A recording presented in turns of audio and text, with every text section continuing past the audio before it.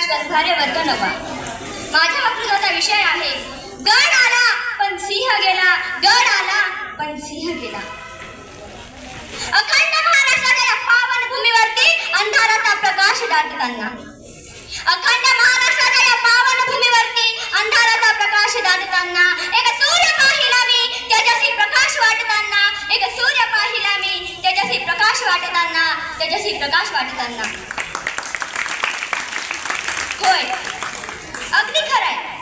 या ओळी ऐकताच मनात एक प्रतिभा उमटते. ही प्रतिभा एका अशा व्यक्तीची उमटते जिचं फक्त नाव ऐकतात अंगात रक्त सळसळून वाहू लागतं.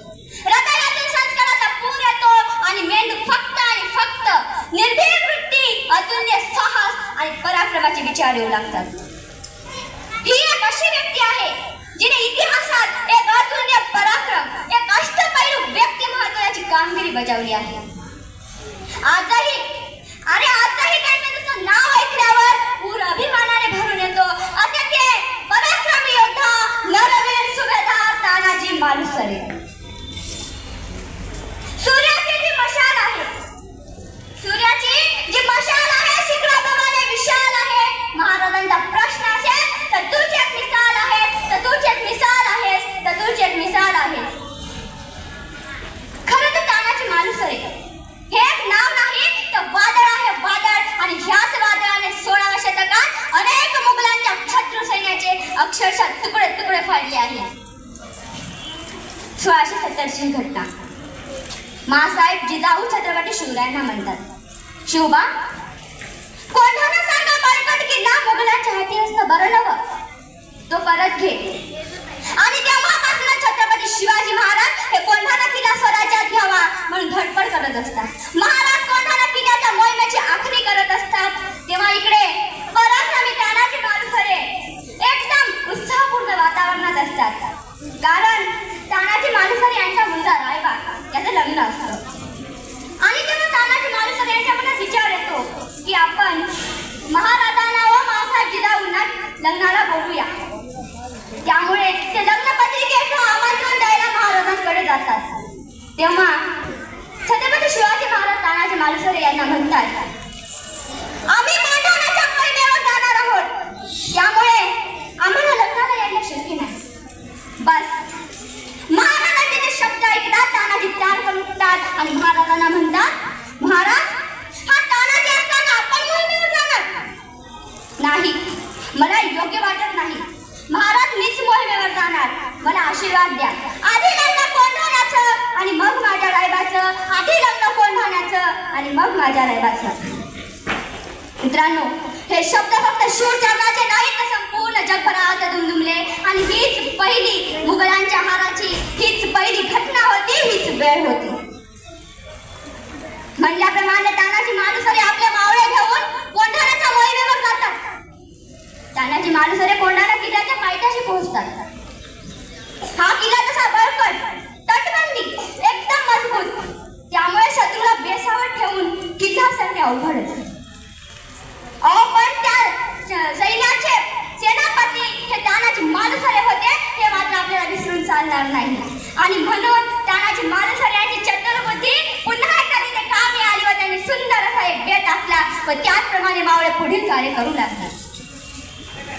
ती रात्र होती. तानाजी मालुसरे व त्यांचे मावळे गड चढू लागले.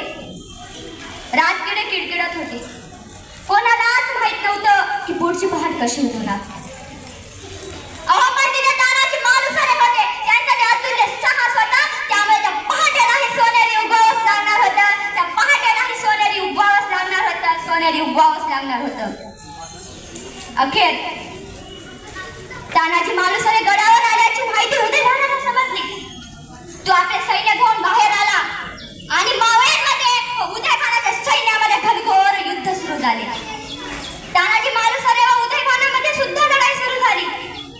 हातघाईची लढाई होती. तलवारीला तलवारी भेटल्या, सपासप वार होऊ लागले, ढाली खणानू लागल्या, मशालींचा नाच सुरू झाला. अखेर तानाजी मालुसरे उदयभानाचे व त्याच्या शत्रू सैन्याचे वार हृदयावर चेला पराक्रमी वृत्तीने लढत लढत तानाजी मालुसरे धारातीर्थी पडले. तानाजी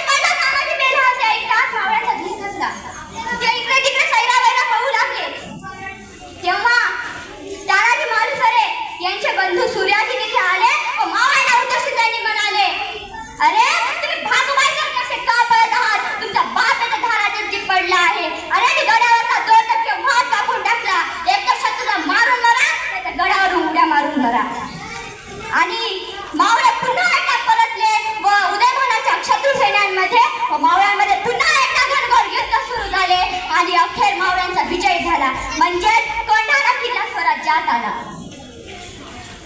थोड्या वेळातच ही माहिती महाराजांना व मासाहेब जिजाऊंना समजली. ते खूप हळहळून गेले. त्यांना अत्यंत दुःख झाले आणि त्याच वेळी महाराजांच्या तोंडून शब्द उमटले, गड आला पण माझा सिंह गेला, गड आला पण माझा सिंह गेला. आणि हे शब्द जगाच्या इतिहासात अनंत काळपर्यंत दुमदुमलं गेलं आणि तानाजी मालुसरे जगाच्या इतिहासात अनंत काळपर्यंत अमर झाले. खरंच तानाजी मालुसरेंसारखं व्यक्तिमत्व दुसरे कोणाकडेही नाही. अशा पराक्रमी योद्ध्याला माझे कोटी कोटी प्रणाम, माझे कोटी कोटी प्रणाम. आपल्या सर्वांचा जास्त वेळ न घेता मी शेवटी एवढंच म्हणू इच्छिते, महाराष्ट्र धर्म वाढवण्यासाठी स्वराज्य रक्षक संभाजी झाला. महाराष्ट्र धर्म वाढवण्यासाठी स्वराज्य रक्षक संभाजी झाला. घोडखिंडीसाठी समोर बाजी आला आणि कोंढाण्यासाठी माझा तानाजी गेला, कोंढाण्यासाठी माझा तानाजी गेला, कोंढाण्यासाठी माझा तानाजी गेला. तानाजी मालुसरे अशा पराक्रमी योद्ध्याविषयी कितीही बोलले तरी कमीच आहे. आणि त्यांची जर मी क्रांतिकारी जीवन गाथा सांगत बसले तर दिवस रात्रही पुरणार नाही. परंतु या ठिकाणी वेळेचे बंधन असल्यामुळे मी माझे 2 शब्द इथेच थांबवते आणि संयोजकांनी मला येऊन बोलण्याची संधी दिली त्याबद्दल मी त्यांचे आभार मानते.